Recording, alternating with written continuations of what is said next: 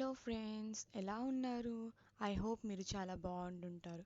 So ఇవాళ మనం కుఫ్తే ఎలా చేయాలో చూద్దాం.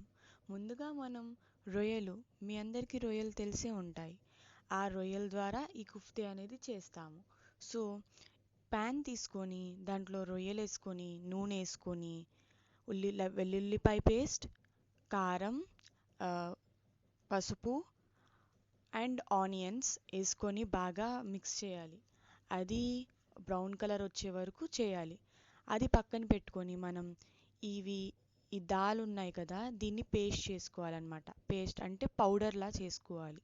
చేసుకున్న తర్వాత మనం దీన్ని ఒక సైడ్ పెట్టేయాలి. తర్వాత దీంట్లో సాల్ట్ వేసుకున్న తర్వాత బాగా మిక్స్ చేయాలి. అండ్ మిక్స్ చేసిన తర్వాత చూసారు కదా, ఏది ఉందో అది చల్లారిన తర్వాత మిక్సీలో వేయాలి. మిక్సీలో వేసిన తర్వాత ఇలా పేస్ట్ అయ్యిద్ది. సో మనం ముందుగా పౌడర్ చేసుకున్నది దీంట్లో బాగా మిక్స్ చేయాలి.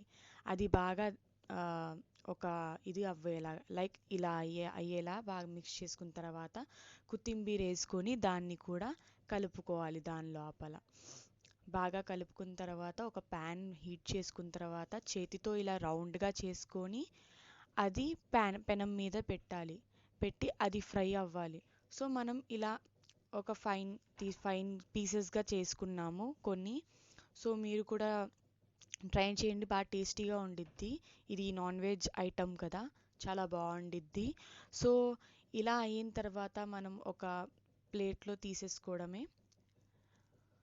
సో ఇవి కుఫ్తే అనేవి బాగుంటాయి, టేస్ట్ కూడా మనం దేంట్లో అయినా మంచి చేసుకోవచ్చు. చూడండి ఎంత సాఫ్ట్గా స్మూత్గా ఉందో, జస్ట్ ఊరికే వచ్చేస్తుంది చేతిలో. చాలా బాగుంటుంది. ఈవినింగ్ స్నాక్స్గా కూడా తినొచ్చు ఈ ఐటమ్.